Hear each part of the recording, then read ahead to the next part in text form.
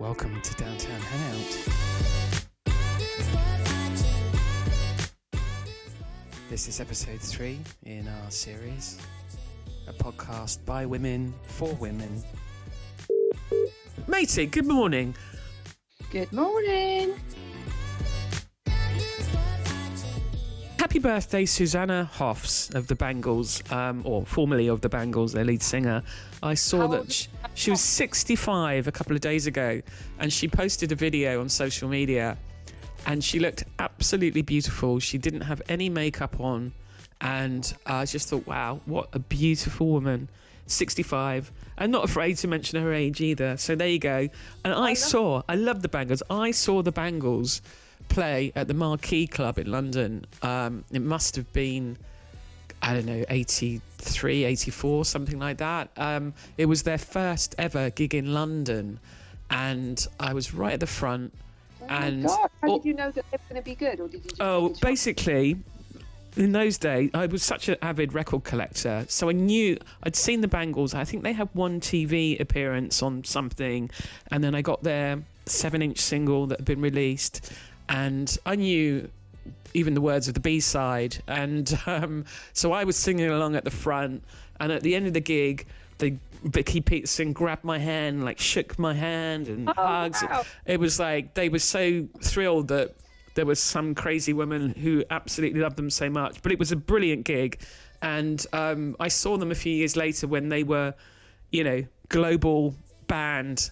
I mean, they were good, but it just wasn't like that first gig, which was so intimate. There's about 100 people there. And where's the Marquee Club? Was that in... Where about... It's not there anymore, is it? No, it's not there anymore. And Is it what's now a massive Wetherspoons on Charing Cross Road? Or is that a different club? Gosh, now you've got me. Because the massive spoons on Charing Cross Road, it's got one entrance on Charing Cross Road and one entrance on... is it Frith Street? Maybe. I think it's Frith Street. Let's have a look. And here. it used to be a club of sorts.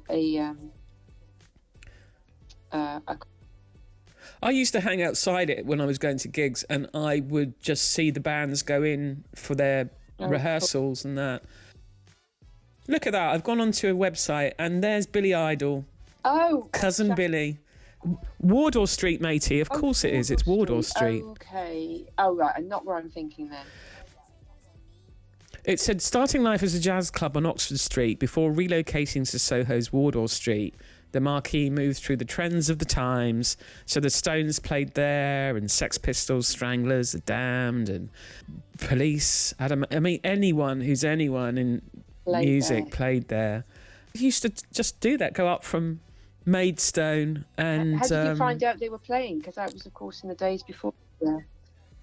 Well, I read everything. Because at the time, I think I wanted to be a music journalist. I was in a band. I was very much so into music, but I read the NME. I read Melody Maker. Everything. That's it. I just read absolutely everything. So, but yeah, it was so different then. It was a very different way of... You just had to read the press to find out bloody anything. There you go, number 90... Wardour Street. Okay, it's not where I was thinking then. I wonder what the club I'm thinking of is then, which is now, I want to say the Moon Underwater. I think not a fan of that pub, really, I'll be honest with you. Site of the former Marquee Club, which closed in 1995, originally built as a cinema in 1911 by Montague Pike, his 16th and final cinema.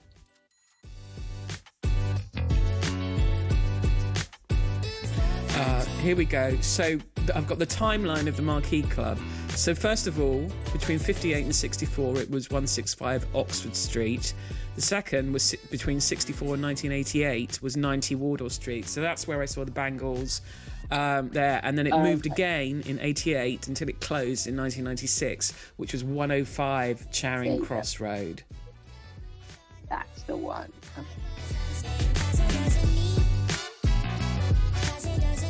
That's the thing. I don't know anymore where these great places in London are. I think maybe Camden's got some cool clubs, but it's like here in Hebden Bridge, we've got Trades Club. It's such a fantastic little venue, and we get some big names play here from time to time, Club So, in Hackney, that's supposed to be quite cool. But in terms of like clubbing and dancey kind of electronic music, I'd love to go to Drums Shed, which is the former IKEA in North London. yes, a couple of girls I know from Matt's office, they went there. I think maybe they went there on New Year's Eve. They said it's immense. The size of it's huge. Yeah, it's huge. Yeah, they loved it. Yeah, it's weird. It is old IKEA. Yeah, it's called Drum Sheds, and I think I saw a clip of Gorgon City playing there. I think they were one of the first, if not the first, to play when it opened just a few months ago. 15,000 people dancing. It was amazing. So yeah, would like to check that out sometime. It was the Tottenham IKEA, if that rings. Yeah, okay. Yeah. Because I was on the train going up past Tottenham, and all these people got off, and I couldn't understand where they were going. And that's very good. So what else? Well, about 2 weeks ago today, we went on a pub crawl. Oh, that was such a brilliant bloody day. I absolutely loved that. 7 pubs, which was quite... 7 pubs, so at least 7 drinks, but I'm sure we had a couple in one or two. That was so good. We've quite a few independent pubs as well. I don't know where you put all the pints, matey. There's a video of me in the Union Tavern, and I get a drink, and I just get you a pint, and I don't get myself a drink. And I just thought, Christ, Didn't you have a drink in there? I had a drink, but then I got you another pint. I think because in the other pubs I was drinking halves. So yes, that's halves right. And then into pints and into halves. I was doing it the other way round. So very good. I managed to fit it all in.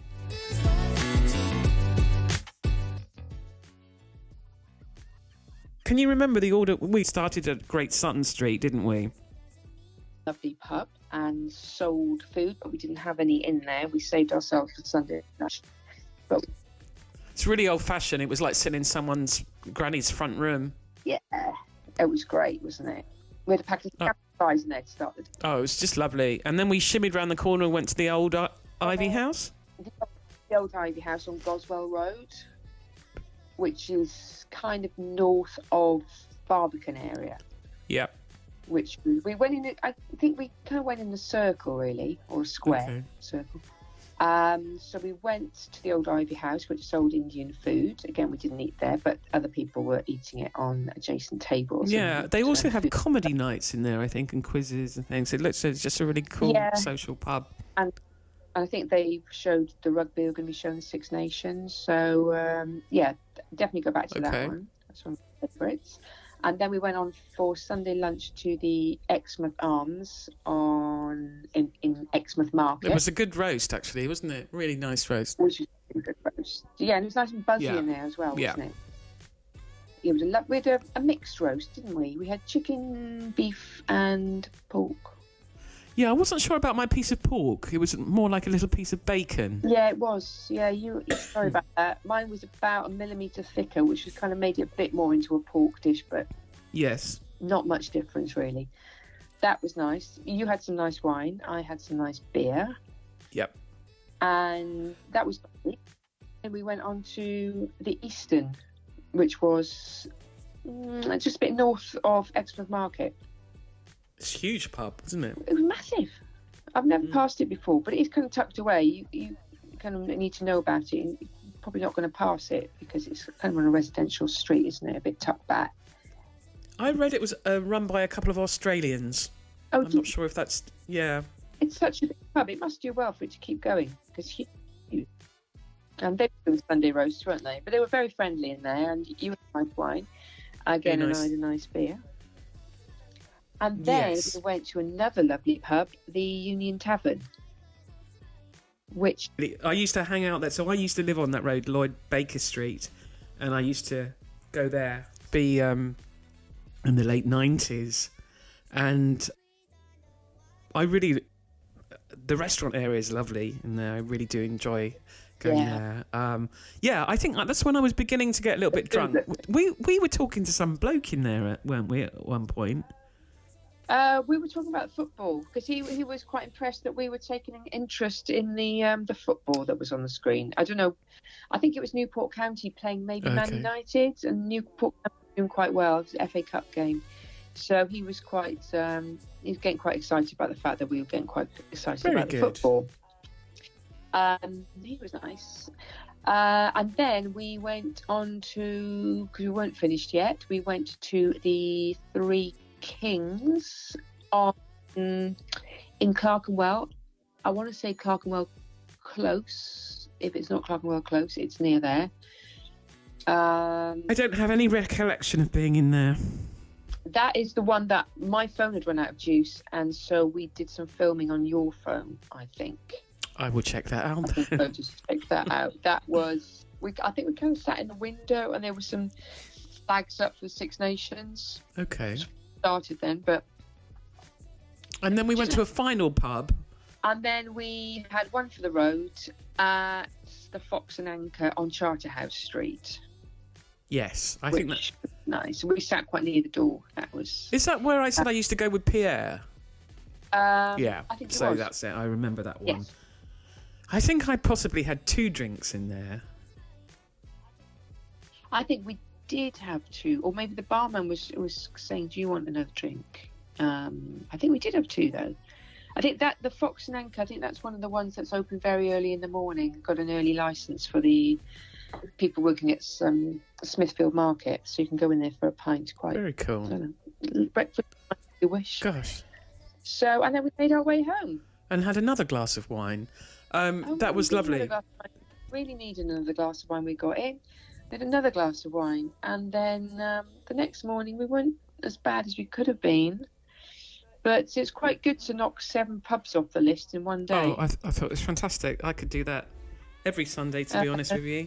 Because I'm doing this thing where I'm one of my aims for 2024. One of my cultural aims is to go to a pub I've never been to each week. One new pub that I've never set foot in before. So because there are so many pubs in London that I need to get round. So we ticked off quite a few of those in one day, but I have been to a few since that I've enjoyed. I went the other day to a pub that used to be a massive Spoons, talking about Spoons, just south of Trafalgar Square at the top of Whitehall. I think it used to be called Lord Moon of the Mall, and it's now called the Horse and Guardsman. It's no longer a Spoons. It's run by Muckmullen Pubs, a Hertfordshire brewery, and it was lovely. It used to be an old banking hall, and it's a massive pub. They've done it out really tastefully. Nice beers, nice selection of food, snacks, Scotch eggs. And what's it called again, matey? What did you say? It's called the Horse and Guardsman. Okay. It's massive, about 2 levels, I think. It goes quite far back. I think there is a back door that goes onto the Mall. And this is in Whitehall, yeah. So, okay. Yeah, right at the top of Whitehall, just at the bottom of Trafalgar Square. Really nice pub. Definitely recommend that. You can have Sunday roasts, you can have sandwiches, you can have fish and chips. It's the usual pub food, but you could just have some snacks as well. Some little bites and nachos and things. Very good. So that my pub I'd never been to pub last week. So and where else have you been? Anywhere else? What other pubs? Other ones I've not been to. Let's see. Well, we went to since we last chatted on here. Went to Old Tom's Bar. Oh, that looks beautiful. Which isn't it is a bar, but it's below and I think it's owned by the Lamb Tavern, which is above in Leadenhall Market, which is the pub. But Old Tom's Bar was very nice, and it has a great selection of cheeses and whiskey. I remember. Yes. Yeah, it does. So I put a little video out on TikTok about that, and I just thought I have to go there. It just looks perfect. That's the sort of place that if you don't want to be found of an evening, nobody's going to find you in there. And the other pub I went to that I hadn't been to before was the Dolphin. Oh, two pubs actually. The Dolphin, which is a pub near Holborn, which is interesting. I think it got bombed in 1915, but the clock that was in the bar on the day that it was bombed in the First World War was found in the rubble, and that remains on the wall at the time that it was hit, which is 1040. I went in there. That's a wet lead pub, and that was really nice. Real good atmosphere. I mean, atmospheric old man's pub. So that was nice. And the other place I went to is the Old Bell on Fleet Street, which was apparently built for the men working on Christopher Wren's church, St. Bride's Church behind it. So 17 something, I suppose that's from. Amazing. It's not an independent pub though. That's run by Nicholson's, but. Yes, so I don't know. I don't know where I'm going to go this week. I'm just glad that you're keeping the public houses alive, matey, in London. I think. Yeah. I don't think January helps any pub, does it? Even now with non-alcoholic drinks being readily available, it still doesn't help. Yesterday was Support an Independent Pub Day, so I did my duty and I went to the Leytonstone Tavern, which is about a 15-minute walk from the house. Ah. So I had an early morning pint. Did you go on your own or did you go with Fifi? I went on my own. Good for you. Fifi was in the community garden, so I went along and... Did you take a paper with you? Did you read anything? I took a little notebook, actually. Just a little note, just to make some notes on pubs and things like that, to busy myself. And yeah, that was really nice. So I had a pint yesterday. Well, I think it was around midday actually. To support the London it was Support an Independent Pub Day, which is just started, and I think they should keep it going for this time of year, because a lot of pubs suffered in dry January. But hopefully they'll pick up now. Yeah, and that there's not too many more casualties of pubs. Do you know what? In Hebden Bridge, the Fox and Goose for me is the only pub to go to. It's a community-run pub. Their shares are up for sale at the moment, which doesn't happen very frequently. So some people might want to look into that. But it's just really good wine in there for me, and it's really quite affordable. I've been up there with Love a lovely little garden. Yeah, and the pub, the pints. Sort of the craft beers there, anything between $4.50 and $5.50 a pint. I don't think there was anything more than that. $5.50. That was the most expensive. Wow. $4.50 for a glass of wine. It's just amazing. But the other pubs here in Hebden Bridge are always just full of the day trippers coming in on Saturdays. So many people coming here for lunch and for drinks, and it's all a bit chaotic. So I just like a quiet pub. The Gatehouse. What's that one that is been to for breakfast? The Old Gate. The Old Gate, yeah. You've been there for breakfast, okay. I went there for breakfast. We went there. With Michelle and Laz, I went for breakfast there just before I went to get the train station. I went to the train station. Okay. On the way there. But we've been there as well, haven't we? Yes, we have, I think.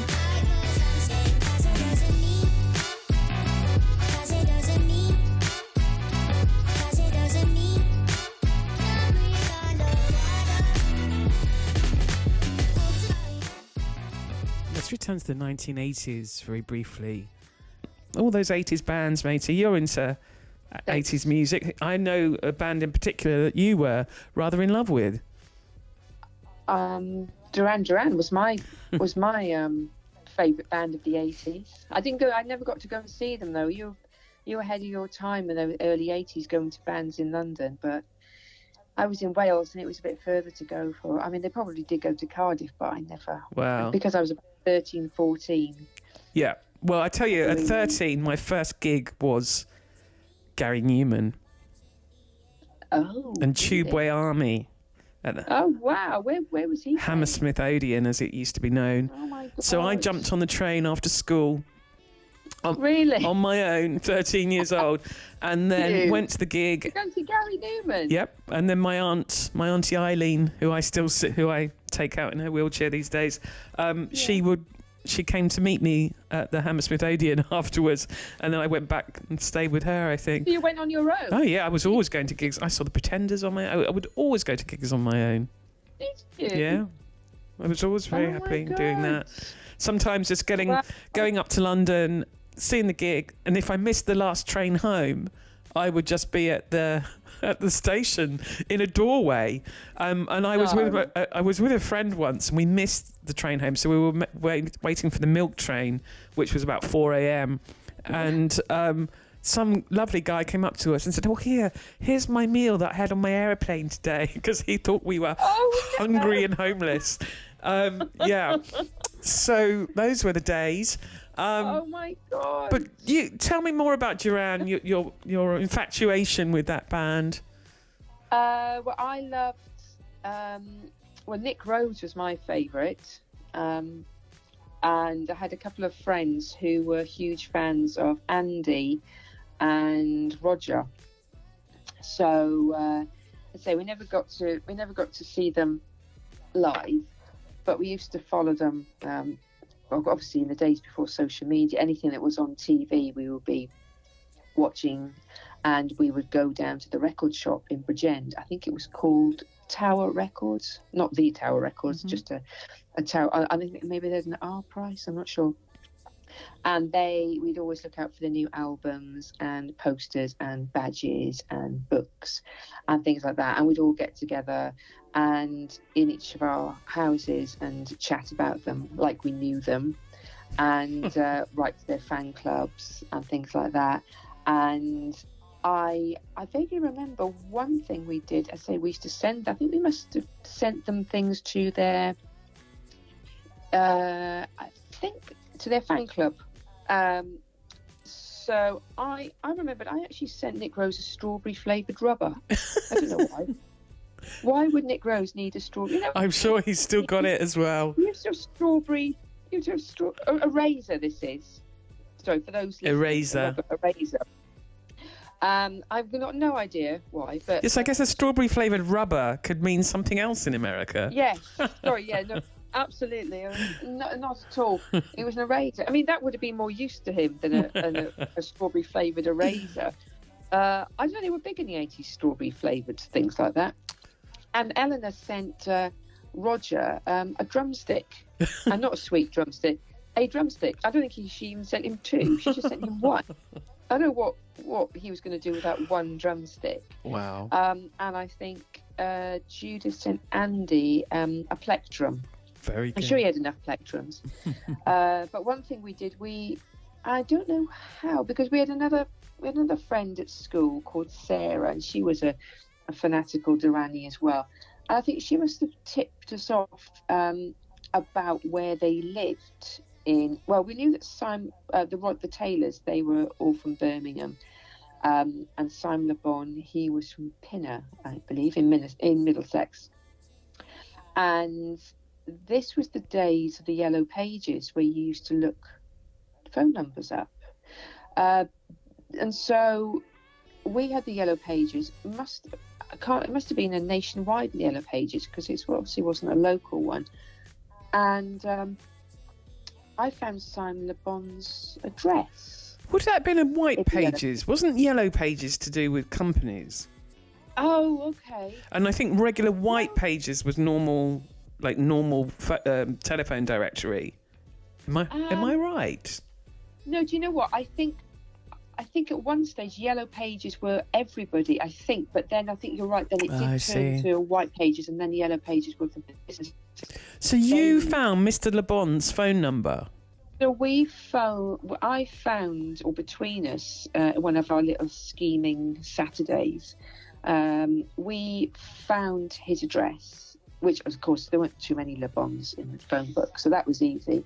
But how we found the Taylors' addresses, I have no idea. But we found Roger's address. I can only think that Sarah had tipped us off about this. She'd done more research. Roger's address, and John. So having got this information, presumably from Sarah, we looked up their phone numbers. So we looked up and found Simon Le Bon's phone number, Roger Taylor's phone number, and John Taylor's phone number. Amazing. So what do Duranie's do when they've got the phone numbers, the home phone numbers, this is the family numbers of these pop stars that we love? We ring them.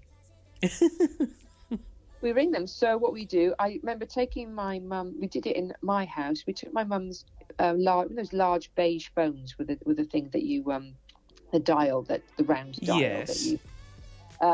We took that. My mum, I believe she was in the kitchen. Took that into the living room, which was close to the where the phone was, and then closed the door. The wire was coming through, but we closed the door just enough so she couldn't hear us. And then we issued ourselves with the phone number. So I'd Simon Le Bon, so we were like, okay, I'll call him. I think Eleanor was the Roger Taylor fan, so she said, what you call him. And then we didn't have Undie's, and so Judith called John's. So to our surprise, everybody answered. But I think maybe I was the first one to call Simon Le Bon. I spoke to his mum. Oh my gosh. And she told me Simon isn't here, he's on tour. So it's Eleanor and Judith in the background.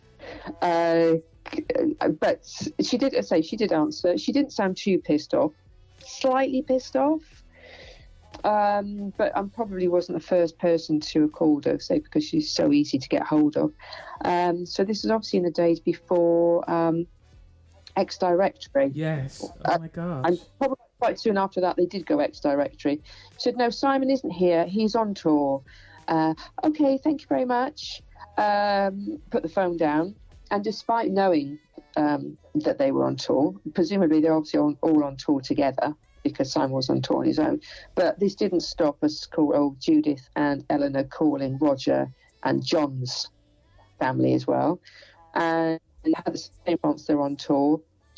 But I believe that John Taylor's mum didn't take it quite so well. I think maybe it had been we weren't the first people to possibly have called that day. And she was quite brusque, I believe. And she was quite brusque with Judith. And, the conversation didn't last long. But so in my phone book, in my 1985 diary, I've listed them down as if they're friends of mine. So I've got Simon Le Bon and his address in, and then Roger, and very neatly written, and then with their phone numbers. I don't believe I'd actually written down Simon Le Bon's phone number. I don't know why, but the phone numbers of Roger Taylor and John Taylor. And then, having found this in my 1985 diary in the address book section, I seem to have got Barry and Martin Kemp's address. Wow. But no phone number. And we didn't call the Kemps. They, I believe, lived in 4 to 5 Highbury Crescent, I think. Oh my gosh. No phone number there. But we weren't we weren't really big Spandau fans. I may have just had the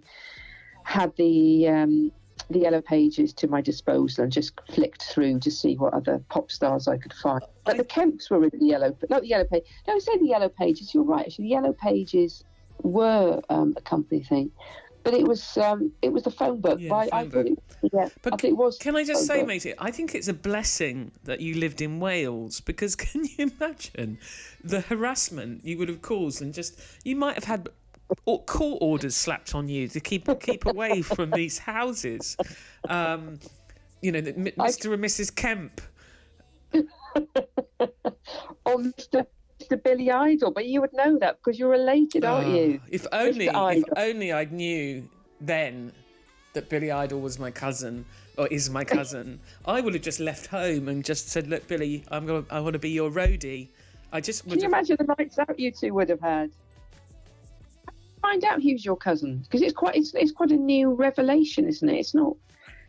You've known this forever. Basically, my cousin Nigel did the family tree, and from that he got in touch with a chap called Patrick, and Irish guy that lives in New York. And I met Patrick, who's my cousin. I met him last year for the very first time. And he's done a very detailed family tree, and it's through him that we found out that Billy Idol is my cousin. And basically, Billy's mother... Billy's mother's side. So basically, his grandfather was my grandmother's brother. Yeah, so his grandfather was my grandmother's brother.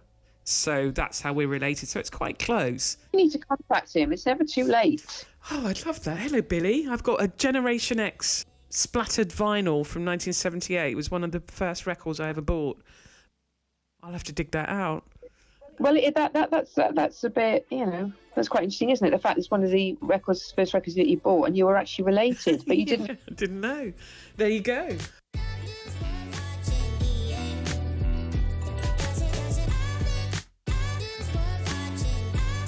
Have you got a quirky fact for us, matey? I've got a quirky fact. I wanted to. So when I was looking at my 1985 diary. Found those two little clippings that I'd cut out and stuck in my diary. What did the clippings say? I don't know why I did this, but it was in May 1985. I obviously found it amusing from this local newspaper. Well, the Gazette, I believe. So obviously found it amusing. I thought I'm going to cut these out and stick them in my diary because they'll find them amusing in future years. It said there was a peach-coloured bra, panties and suspender belt were removed from a clothesline in Hazel Brackler. Other underwear was left on the line. This is what happened in 1985. Amazing.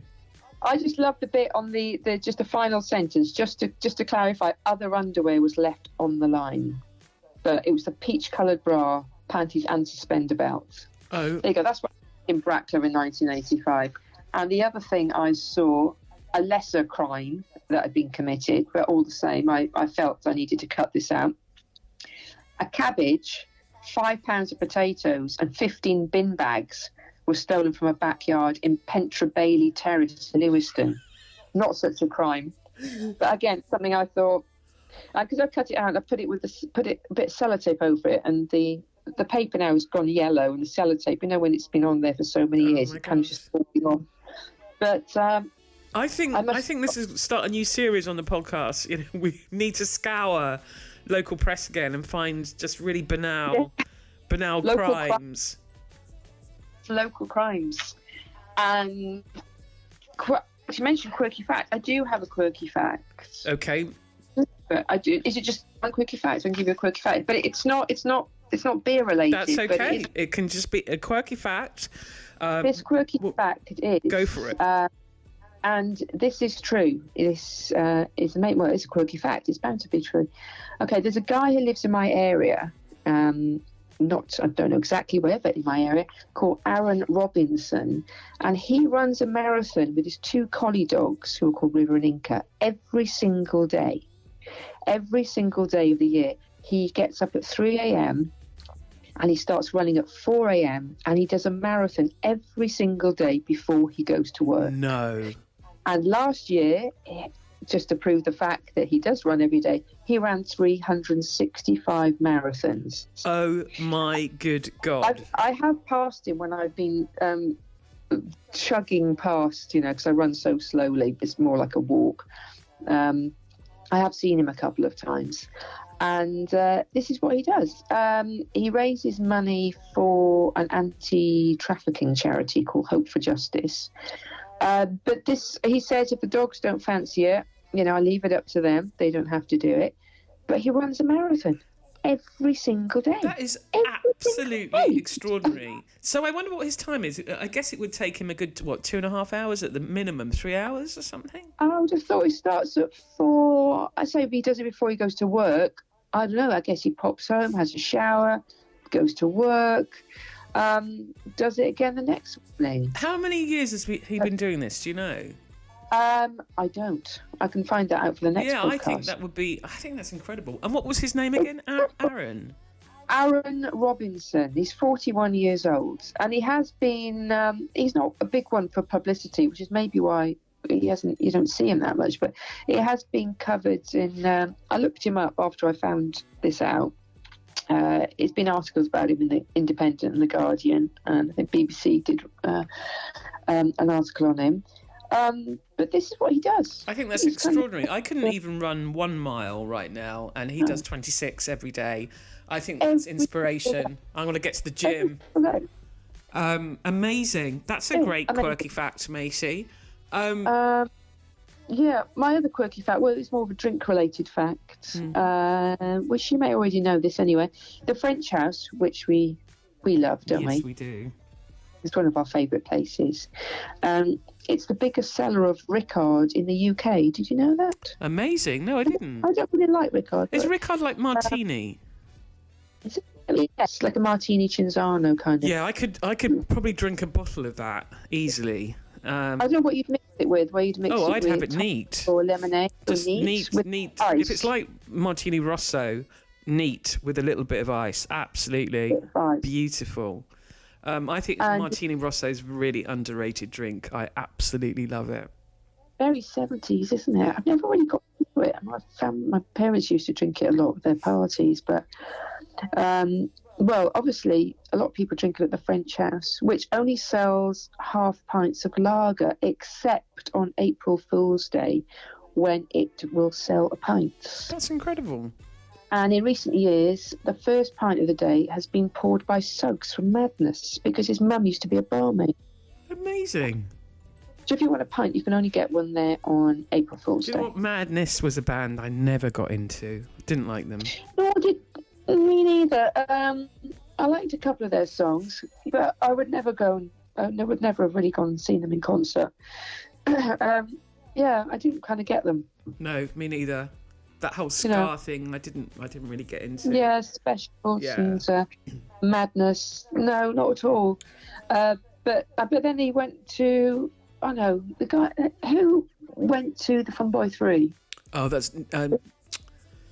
I was going to say Neville. It's not Neville. Terry Hall. Terry Hall, who passed away sadly. Yes, he was brilliant. Okay, was he in the Specials? Yes. Ah, there you go. Okay.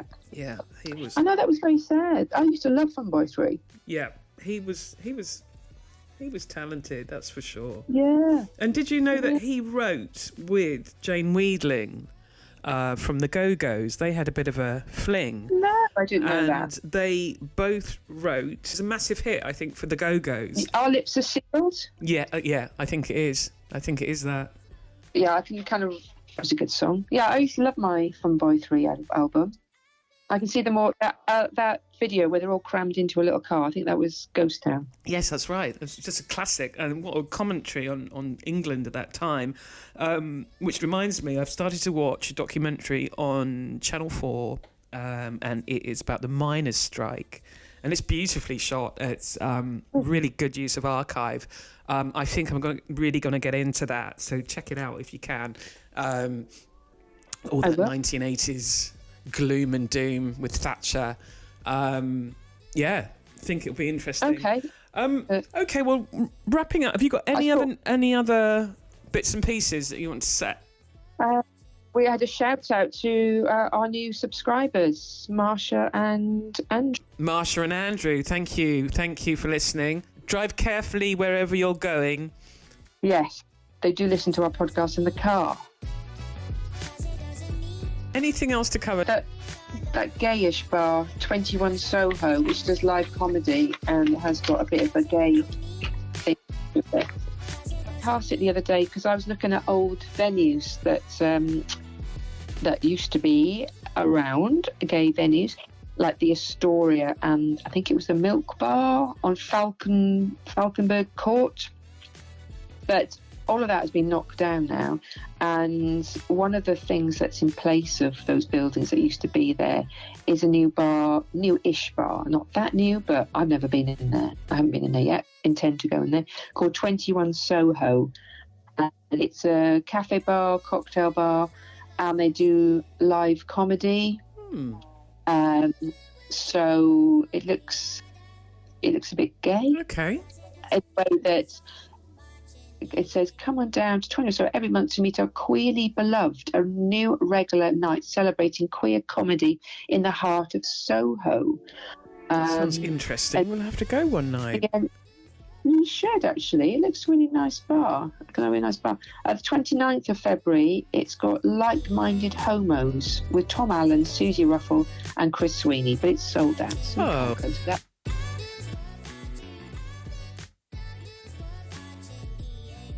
That's it for another episode. Thank you so much for listening. Please check out our YouTube channel if you haven't done so. Like and subscribe. It's Downtown Hangout 369.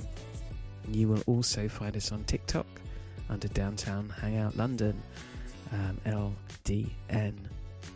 We will be back next month, and please do get in touch if you've got any questions. We'd really like to interact with our audience. Until next month, ciao.